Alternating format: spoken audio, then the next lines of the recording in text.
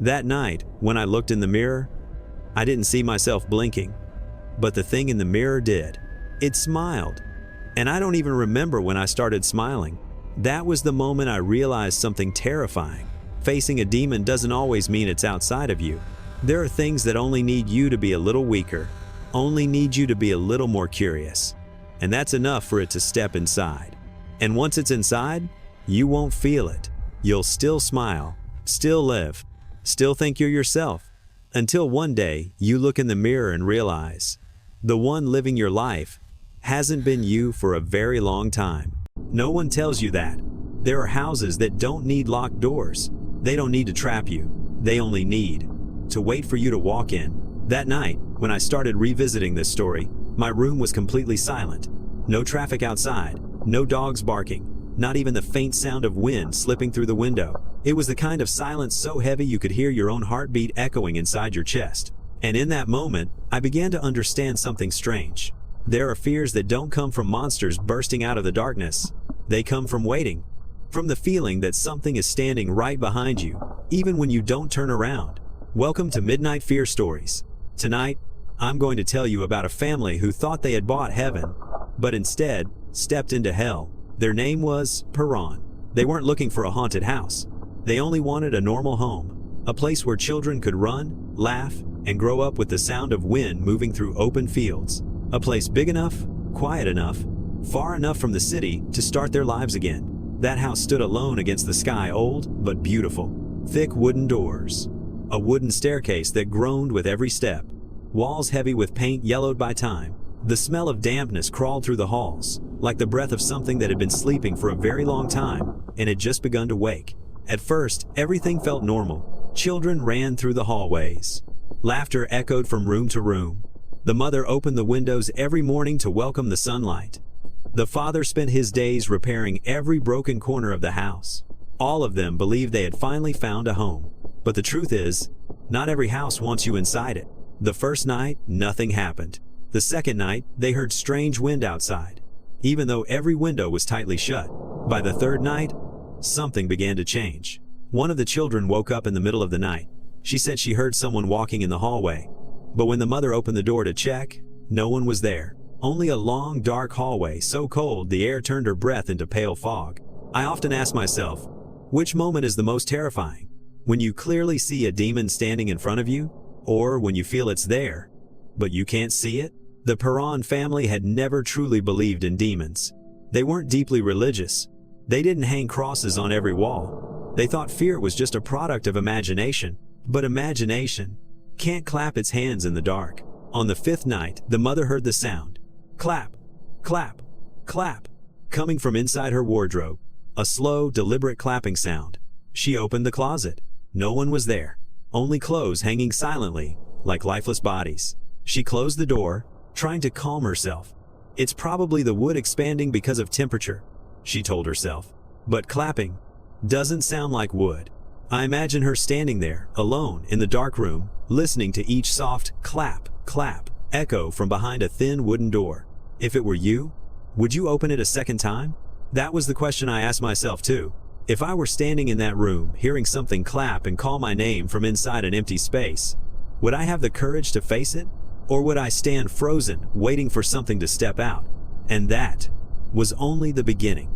Because after that clapping sound, everything began to move far beyond the limits of normal fear. After the night they heard the clapping sound inside the wardrobe, no one in the house slept deeply again. At first, they didn't give that fear a name. They treated it as scattered incidents. A little exhaustion, a little stress from moving, a little imagination. But something began to appear every single night. The wall clock.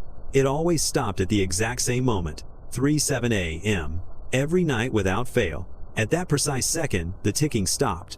The tick-tock faded away.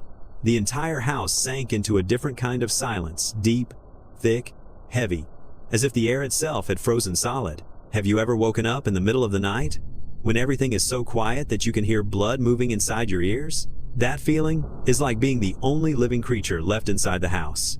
Or worse, the only one who is awake. The youngest daughter began to sleepwalk.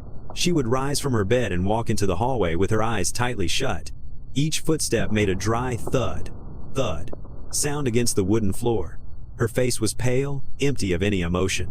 The mother followed her. "Where are you going?" The child didn't answer. She only stopped, staring into the dark corner at the end of the hallway. No one knew what she was looking at. But after that night, she said something that made the entire family feel cold inside their bones. "There is a woman standing there every night. Not someone, not something, but a woman?" The father began to lose sleep. At night, he heard scratching sounds across the walls. Not like human fingernails, but like something dry, long, sharp, scraping against old wood. He checked every room in the house. No rats, no cats, no strong wind. Only fresh scratch marks appearing on the walls every morning. While watching these parts, I remember clearly that I turned off the lights in my room. Not because I wanted to set the mood, but because I felt that light made me easier to be seen. There was one moment that was especially strange. The mother woke up in the middle of the night, unable to move. Her entire body felt heavy, as if something was pressing down on her. Her breathing became difficult. Her chest felt like it was being crushed. She saw a shadow sitting on her chest. No face, no eyes, only a dense black mass. She wanted to scream. She couldn't. She wanted to call for help. She couldn't. All she could do was stare wide-eyed, straight at the thing sitting on top of her. And then she heard a whisper, very softly, right next to her ear. "This is not your house." The next morning, she told herself it was just a nightmare. But the bruises were still there, clearly imprinted across her chest. That was when they began to understand. This wasn't just noise, not just sleepwalking, not just imagination. Something was inside that house, and it did not want them to leave. It wanted them to stay, forever. From the moment the bruises appeared on the mother's chest, the atmosphere inside the house was no longer normal. It felt like a house that had been marked, as if something had claimed ownership. Every morning, they began to check each other's bodies, not to ask about health, but to see who had new scratches, bruises, or strange handprints on their skin. And they always found something. Fingernail marks pressed into shoulders, long scratch lines across backs, red twisted marks around wrists, like ropes had tightened there. You can't make marks like that on yourself while sleeping. And you can't remember how they appeared. The mother began to change. By day, she still cooked, cleaned, and cared for the children. But her eyes were different, sunken, clouded, as if she hadn't slept properly in many, many nights. She started talking to herself, not out loud, just whispering, where only her lips moved. One time, one of the children asked, "Mom, who are you talking to?" She turned around, startled. No one. But that night, when the whole house was asleep, they heard her voice coming from the kitchen, very soft, very hoarse, as if she was responding to someone invisible. Something even more horrifying began to happen. The doors opened by themselves. At first, it was the kitchen cabinets, then the bathroom door, then the bedroom doors of the children. They didn't open slowly. They were violently thrown open, slamming hard against the walls, leaving long cracks. Each time it happened, a deep, dry sound echoed through the house, like a laugh being strangled in someone's throat. I remember while watching this scene, I unconsciously turned my head to look at my own bedroom door. It was still closed. But I don't know whether it was the hinges or my own shaking hands that made it tremble slightly. One night, the mother walked down to the basement. She didn't remember why she went down there. She only remembered she heard a call, not in words, but in feeling. The basement was very cold, damp, smelled of mold, smelled of rusted metal. A weak light flickered over cracked concrete, and she saw a rope hanging in the air. There was no chair, no table, nothing to tie it to, just the rope, gently swaying, as if someone had just passed by. A strange feeling crawled into her mind, not fear, but familiarity, as if she had been there many times before, as if she had done something terrible there, but could no longer remember. "Get out of my house." A voice rang out behind her. She spun around. No one, only darkness, thick and heavy, spilling in from every direction. From that night on, she was no longer herself. Since the night she stepped out of the basement, the mother and the Perron family began to become a different person, not in an obvious way, not suddenly yelling or attacking anyone, but in a very subtle change. Her gaze became sharper, her smile became forced, and whenever she looked at her children, that look was no longer that of a normal mother. It was as if she was calculating. At night, she often sat alone at the dining table, without turning on the lights, just sitting in the darkness, quietly. When her husband asked, "What are you doing?" she answered softly, "Listening." Listening to what? They are teaching me how to keep them here. And no one knew who they were. One night, her husband woke up feeling short of breath. He opened his eyes, saw his wife standing beside the bed, her hair falling across her face, eyes wide open. She said nothing, just stood there, staring straight at him. Then, slowly, she placed her hand on his neck. Gentle, very gentle, but cold. So cold. He did not dare move, did not dare speak, because he saw, in her eyes, at that moment, nothing familiar remained, only something very deep, very dark, staring back at him. When he tried to breathe strongly, she released her hand, turned her back toward the door. Before leaving the room, she said something he would never forget. "If you don't go, they will come for the children." From that night on, the father began placing chairs and furniture in front of the children's bedroom doors every night, not to keep anything from outside from entering, but to prevent their mother from going out. Yet strangely, no one ever spoke this aloud. Everyone just understood. One of the children cried silently every night, not out of fear of the dark, but because of the faint footsteps walking back and forth outside the door. Those footsteps never stopped. They just went past, then came back, then passed again, as if someone was counting time, counting heartbeats, counting each night, waiting for the right moment. Have you ever heard someone standing outside your bedroom at midnight? Not knocking, not calling, just standing there, breathing.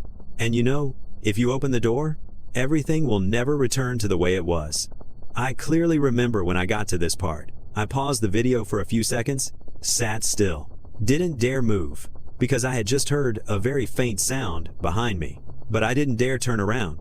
The last night before they reached out for help was the night no one in the parent family dared to sleep. The house no longer felt like a home. It had become a mouth opening in the darkness. That night, all the doors in the house opened at the same time. No wind, no force, just suddenly flung open, as if someone had been waiting for that exact moment. The mother suddenly stood up in the living room. Her hair covered her face, her body stiff. She turned her head very slowly, and then smiled, a smile that did not belong to a human. She moved toward the stairs, each step heavy, each thud, echoing throughout the house. The two older daughters were asleep upstairs. The father saw it. He rushed forward, grabbed her hand. "Stop." But that hand was ice cold and unnaturally strong. She looked at him, her eyes completely black, and she spoke in a voice completely different from her own. "She wants them dead." In that moment, a very strange smell filled the house. The smell of dampness, the smell of metal, the smell of something long decayed. The father held his wife tightly, screamed. For the first time in his life, he believed that something was inside her, and it was not human. The next morning, they sought out Warren, Ed and Lorraine Warren, those who faced things that most people did not dare to believe were real. When they recounted the story, their voices no longer trembled, only emptiness remained. Because when fear surpasses a certain threshold, your body can no longer feel more fear. I paused after watching this part. The screen went completely dark, but the feeling did not fade. I looked into the screen, seeing my own reflection. I wondered, if I lived in that house, how long could I endure? Before I started hearing the clapping in the dark, and the scariest thing is not the demon, not the spirit, but the thought that, somewhere, right now, there is a house silently waiting for the next family to step inside. The house in Enfield didn't look scary during the day. It was like hundreds of other houses lined up next to each other, old brick walls, faded tile roofs, low fences, and small front gardens. If you walked past it in the afternoon, you would never think that it once contained something not of this world. But at night, everything changed. The first footsteps appeared on a rainy night. No one was walking in the hallway. No doors opening. Only a clear sound. Thud, thud, thud, as if someone was pounding their hands against the wall from the other side. The children's mother opened the bedroom door. The hallway was dark. No one there. She closed the door. The pounding continued. Stronger this time. I still remember the feeling when listening to this account. I wondered, if it were me, would I open the door a second time? Or would I stand frozen in the dark, gripping the doorknob tightly, pretending not to hear anything? That is the strangest thing about fear. You don't scream, you don't run. You just stand there, hoping everything is just imagination. But in this house, imagination wasn't enough to explain anything. On another night, the children's furniture began to move by itself. A chair slid across the floor. Slowly, no footsteps, no hands. Then, it stopped. Janet, the older daughter, said she saw an old man, not just imagined. She saw him clearly. He stood at the foot of the bed, wearing a long robe, wrinkled face, sunken eyes. He didn't say anything, Janet said. He just stood there and breathed. The family began to place chairs and tables in front of doors as a precaution, but they couldn't block the stairs. Every night, the footsteps continued steadily, step by step, slowly, as if someone was walking up and counting. Then it reached the point where everything went beyond doubt. One night, Janet was asleep. Suddenly, she sat upright, her body stiff, eyes wide open, but seemingly seeing nothing. Then her body lifted off the bed, not quickly, not jerkily, but slowly, rising into the air. Her mother screamed, her siblings cried out, but no one dared approach, because they didn't know what was holding her. And the thing that made them shiver the most, when Janet opened her mouth, the voice that came out was not a child's. It was deep, hoarse, very dark. "This is my house." The room seemed to thicken. The air became heavy, as if everything had to bow before the one speaking. From that moment on, the house no longer belonged to them. The neighbors began to hear noises, screams, objects banging against the walls, children crying. But no one dared intervene, because the doors were always closed, always silent. Yet whenever someone pressed their ear against the wall, they heard whispers. Not words, not clear meaning, just heavy breaths, continuous, as if someone were living on the other side of the bricks. Lorraine Warren arrived at this house at the exact moment when no one believed in the police, doctors, or priests anymore. She stepped inside without hesitation. Her eyes scanned every corner of the walls, every stair step, and she whispered a small but chilling sentence. "It's not on the walls, it's in the children."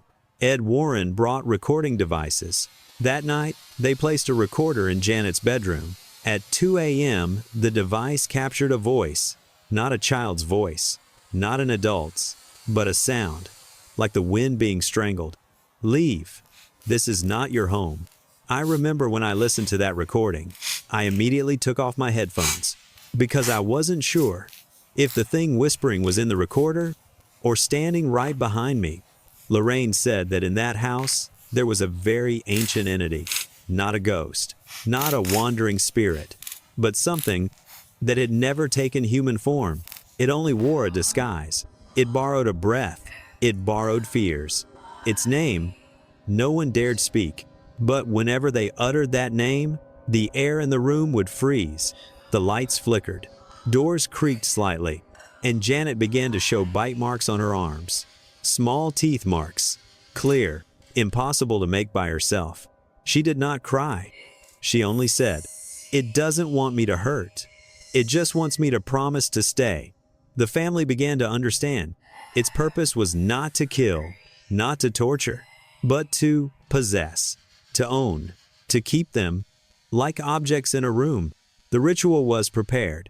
Candles were lit. Crosses were hung. Ed stood in the middle of the room. Lorraine held Janet's hands. As they recited the prayers, the room shook. Knocks, thuds. Objects began to lift off the ground. A cabinet toppled toward the door. A chair slammed hard against the wall. Janet screamed, and that voice returned. "You have no right to call me." Lorraine did not step back. She looked straight at Janet and spoke that name aloud.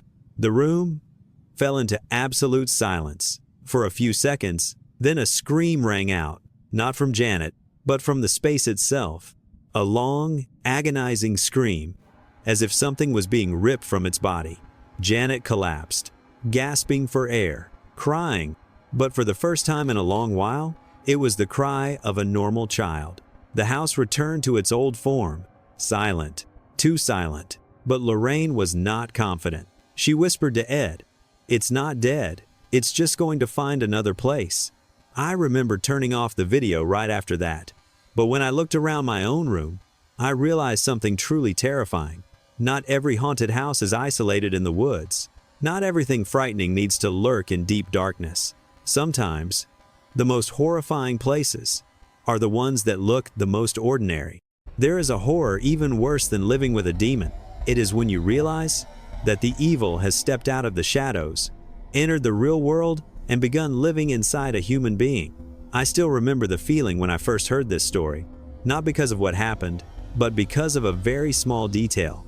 The one who committed the murder cried after doing it, not out of regret, but out of confusion, as if he himself didn't understand why his hand held the knife. His name was Arn, not a born killer, not mentally ill, just an ordinary young man, with a lover, a future, a very simple life, until the day he stood in front of a child and invited that other presence to step inside him.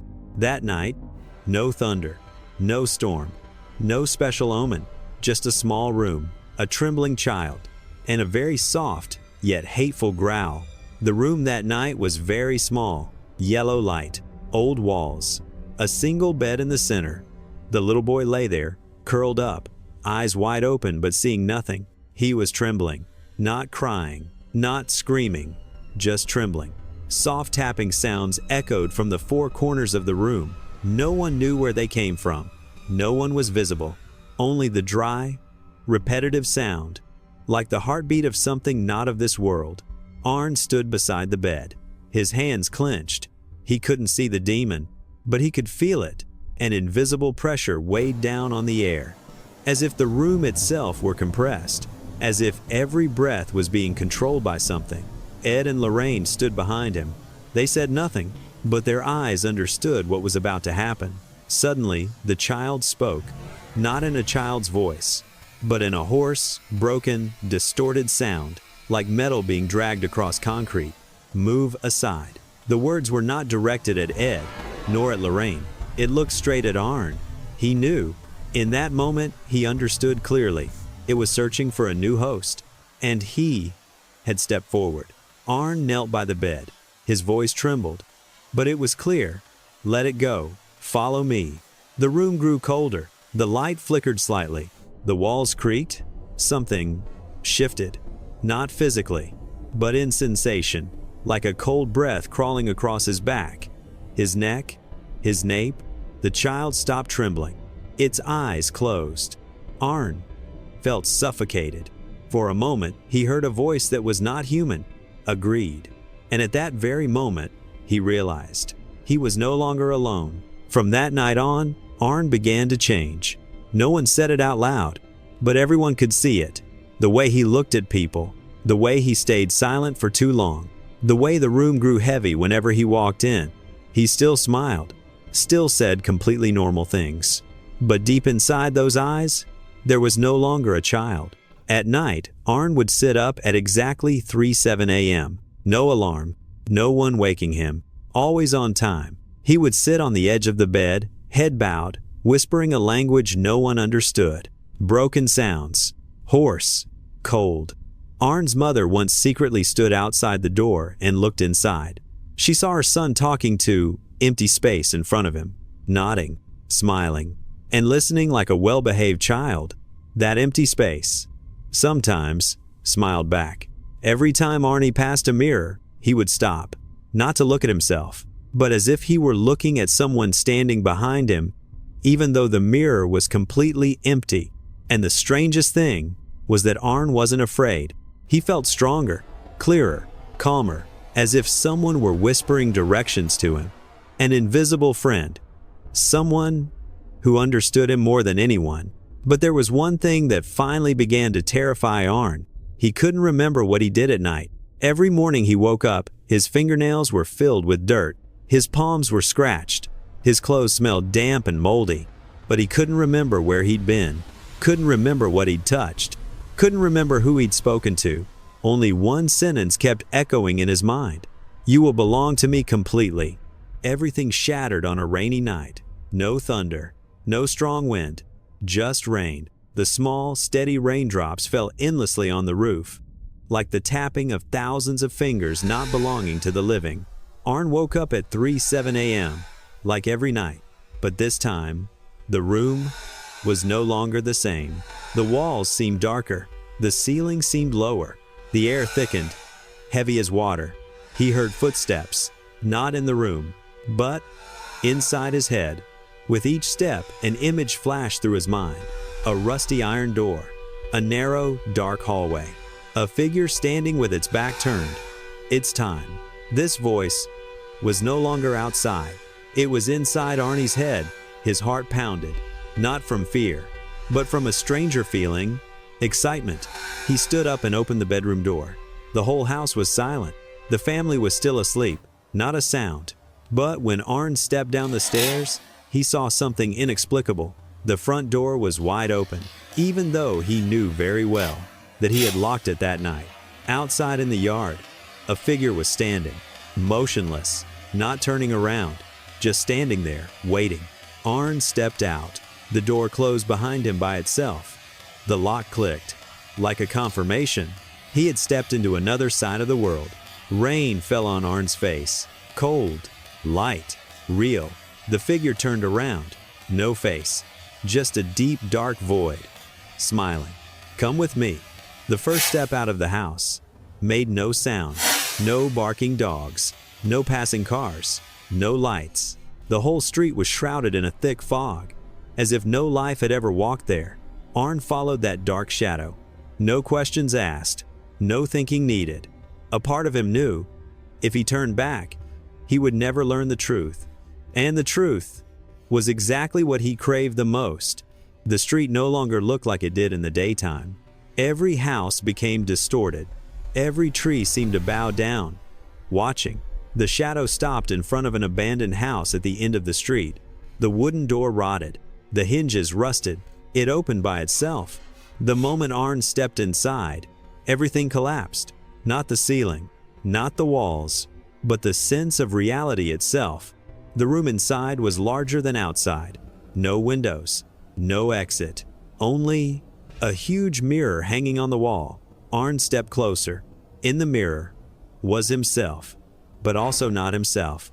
The eyes in the mirror were completely black. The smile stretched impossibly across a face no human could have. And from within the mirror, that image began to move.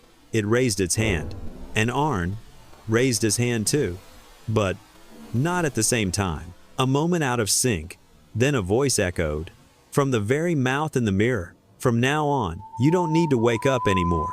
The room darkened completely. No screams, no cries. Only a final sentence echoed in Arn's mind. Now it's my turn to live instead of you. There are things not worth exploring.